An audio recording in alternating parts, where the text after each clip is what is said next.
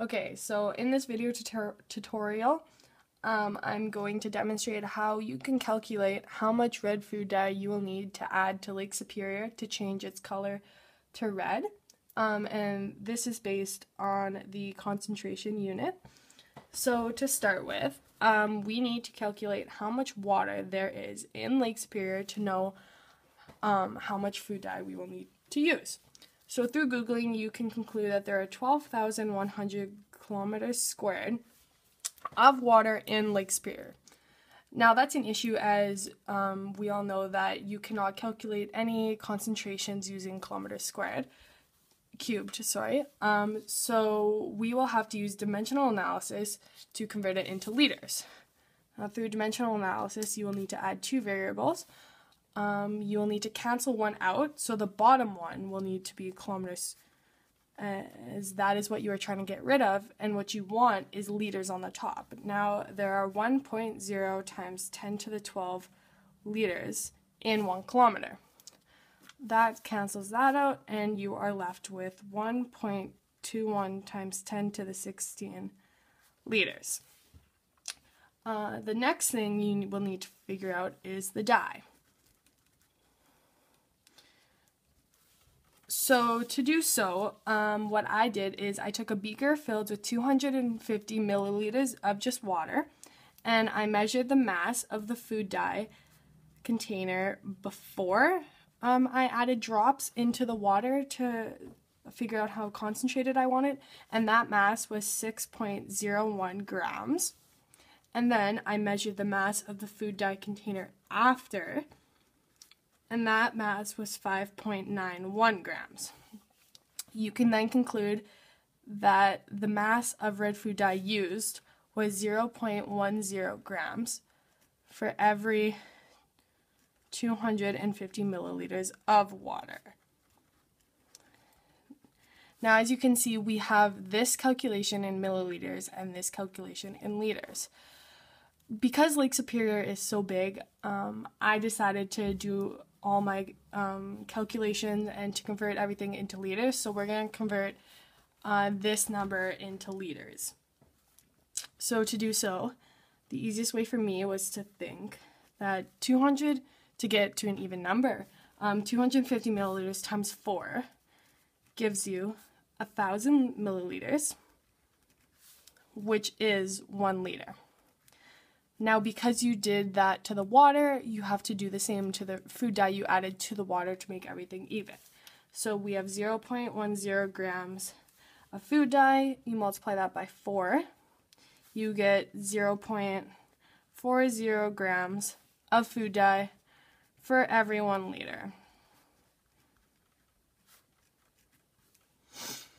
Now, you have how much red food dye you will need to add to 1 liter of water to change its color. Now that is not the question though. We need to figure out how much red food dye you will need to add to Lake Superior to change its color. So the easiest way to do so is using a ratio. I find that you can figure out your calculations the easiest. So we have the first ratio, which is for every 1 liter of water, you will use 0.40 grams. That is equal to the unknown, we'll just put that as an x, for every, then you use the mass, or the volume, of Lake Superior, which is 1.21 times 10 to the 16 liters of water. Then you can conclude that the amount of food dye you will need to turn Lake Superior red is 4.48 times 10 to the 15 grams. Just so you can get a little observation of how big that is, I'll write this number out for you.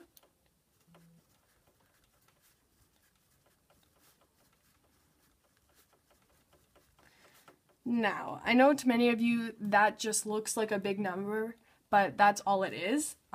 So to get a little bit of a perspective on what that number really means, I'm going to use Kool-Aid for an example. So, for Kool-Aid, just through Googling, you can figure out that there are 27 milligrams of dye of red dye in each Kool-Aid package.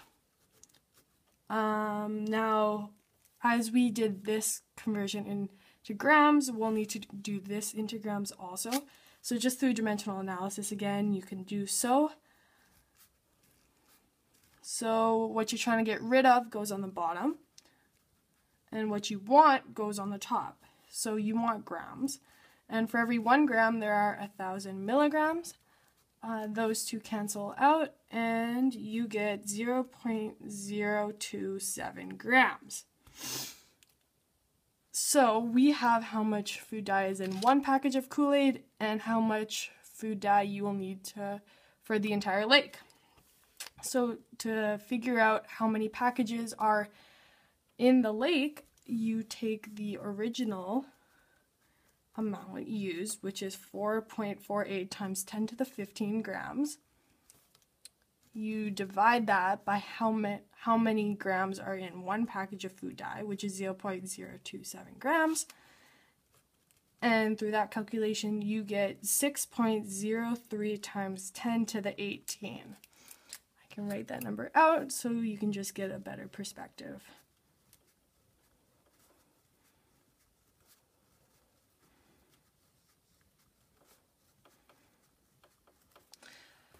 So, to conclude, you will need that many packages of Kool-Aid to turn Lake Superior red, and that is a lot of Kool-Aid. So if you feel adventurous on Canada Day or for another holiday, you will have to spend a lot of money on buying Kool-Aid to turn Lake Superior red. Now I hope you learned something through this video tutorial, and if you have any questions, please comment below. Thank you.